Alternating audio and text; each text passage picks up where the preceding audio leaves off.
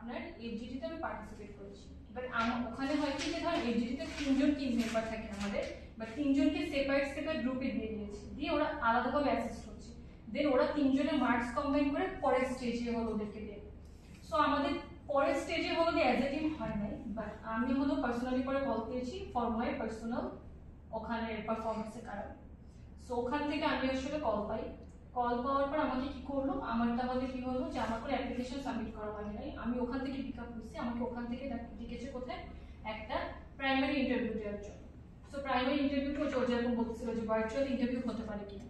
So ওরা হলো এটা ভার্চুয়াল ইন্টারভিউ করেছে, যেখানে আমার আই থিঙ্ক 45 মিনিটসের মতো ইন্টারভিউ হয়েছে। এখানে কোনো ধরনের কোনো টেকনিক্যাল স্কিলেরও ফোকাস করে নাই, এর আমাকে জিজ্ঞেস করেছে যে ইন্ট্রোডাকশন নিয়ে, আমার সিভিতে যে যে জিনিস ছিল, যে আমার এডুকেশন নিয়ে, আমার ইন্টারেস্ট কোথা থেকে, আমার স্কিল কি কি, বা ধরেন যে বিভিন্ন ধরনের, it was more like a conversation with him.